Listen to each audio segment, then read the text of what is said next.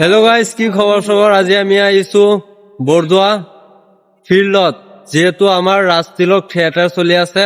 তাত আমি চবেই আহিছো, আমাৰ লগৰ আৰু দুজন আহিছে মানে থিয়েটাৰ চাবলৈ। কেনেকুৱা হৈছে আপোনালোকে কমেন্ট কৰিব, আৰু পেজটো ভাল লাগিলে লাইক কমেন্ট শ্বেয়াৰ কৰি যাব। আৰু ৰাজতিলক থিয়েটাৰ চাই কেনেকুৱা লাগে, ফাৰ্ষ্ট টাইম চাই আছো মানে, আৰু চাইছো মানে বহুত থিয়েটাৰ মানে, কিন্তু ফিল সেইটো পোৱা নাই। কিন্তু আজিৰ যিটো ৰাজতিলক থিয়েটাৰ আছে সেইটো মানে চাম ভালকৈ, আপোনালোকে মানে সকলোৱে চাব। আৰু টিকেট কাউণ্টাৰ দেখুৱাই আছো আপোনালোকক, এয়া চাওক মানে টিকেট বিক্ৰী হৈ আছে, মানে পুৰাই বিক্ৰী চেল হৈ আছে।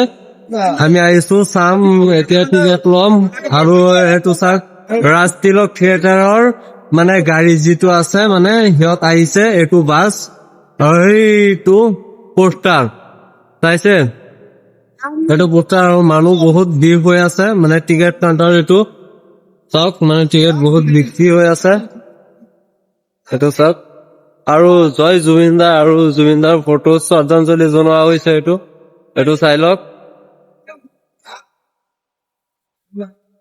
আৰু এয়া চাওক,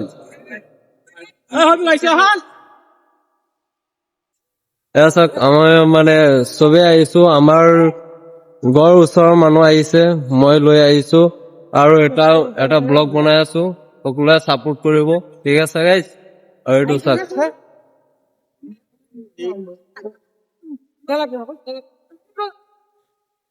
বহুত ধুনীয়া হৈছে, ভাল লাগিছে, বহুত গাড়ী আছে। এইটো পাৰ্কিং প্লেচ, মানে গাড়ী 30 টকাকে পাৰ্কিং ফিজ লৈছে। মানে মই নাজানো, কিন্তু পাৰ্কিং ফিজ দিব লাগে যে, সেইকাৰণে মই আহি ডাইৰেক্ট সোমাই দিলো, আৰু 30 টকা পাৰ্কিং ফিজ ৰাখি দিলে। অন্যায় হৈছে এইটো, ঠিক আছে গাইজ। আৰু সিহঁত চাওক দেখি আছে। আৰু পেজটো ইউটিউবত চালে লাইক ছাবস্ক্ৰাইব কৰি যাব, আৰু ফেচবুকত চাই আছে যিহেতু তেতিয়াহলে ফলো কৰি যাব আৰু সাপোৰ্ট কৰিব।